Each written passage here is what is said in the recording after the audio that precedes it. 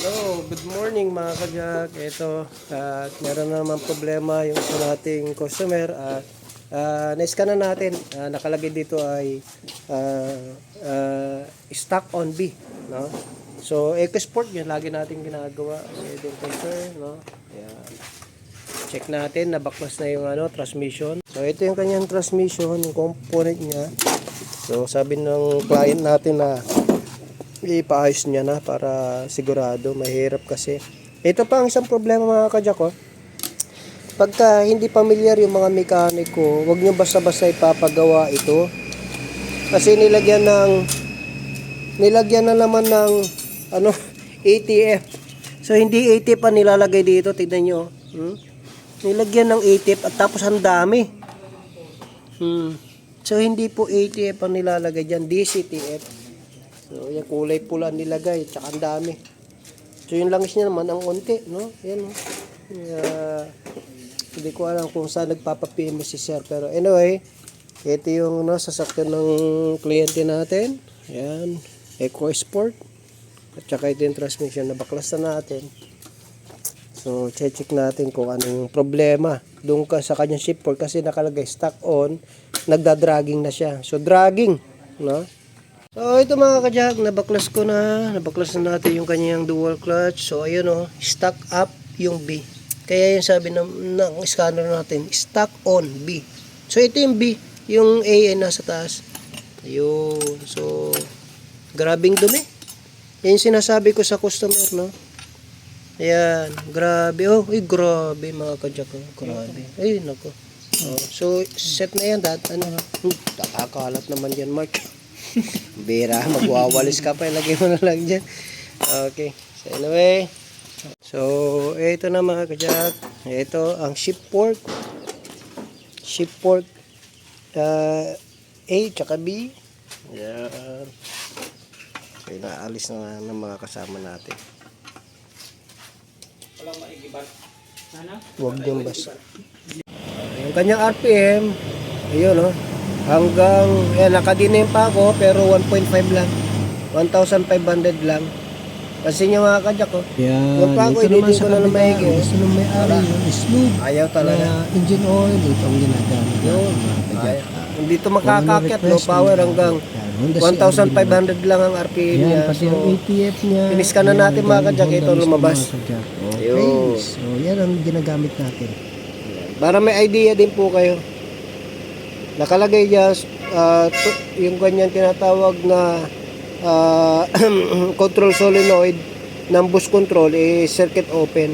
So i-check natin yan baka yung kanyang actuator o yung tinatawag na solenoid niya, yung kanyang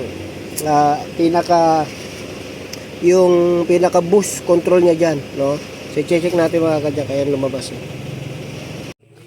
So yan, alisin natin yan, check natin bus control. So hindi ko na naipakita mga kajak, pero yung ginawa natin na Hilux na 3.0 ay okay na yung kanyang hatak. So ginawa ko, nilinis ko lang mga kajak, no? Medyo nag-stack up lang, so hindi ko na naipakita. So anyway, yun lamang, no? Nagawa na natin yung kanina, yung walang hatak na Hilux, and then ito naman, ito yung ginagawa natin na EcoSport, mamaya pa kasi wala pa yung pyesa.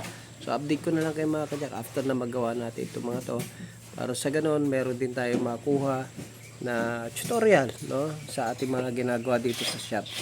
So anyway, subaybayan nyo lang. Oy mga kajak, eto evaporator lang talaga ililinisin. Meron tayong gusto ipakita sa inyo. Ito ay German brand, ha? So ito yung mga product mga kajak. Meron tayong tinatawag na diesel injector cleaner, engine flush, petrol injector cleaner, carburetor cleaner, yan, maganda yung brake kanilang mga cleaner. products Maganda na yan. ito. sigurado, pwede nyo ihalo kang yan. hindi Yung mapipik, tinatawag na no? diesel Kasi injector, itong pwede kanilang ihalo yan, brand, ito yung 30 German. liters. Tapos haluan nyo ng So, isang ganyan.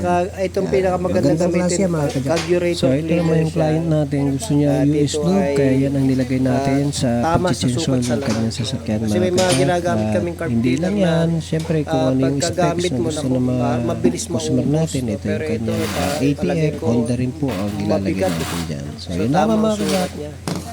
So, may mga products din sila.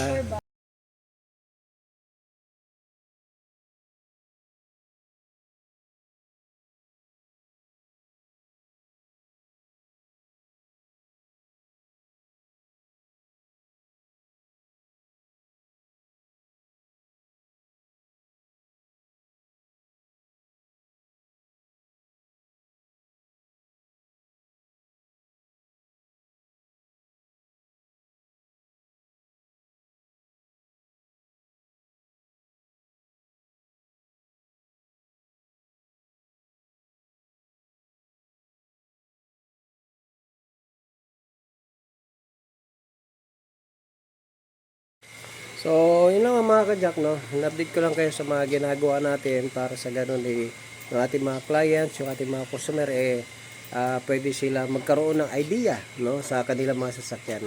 At the same time, yung mga kapwa natin mekaniko, makakuha rin ng idea para makatulong din sa kanila. So, yun lamang mga ginawa natin mga kajak at hindi lang masyadong detalyado dahil tayo rin po ay gumagawa.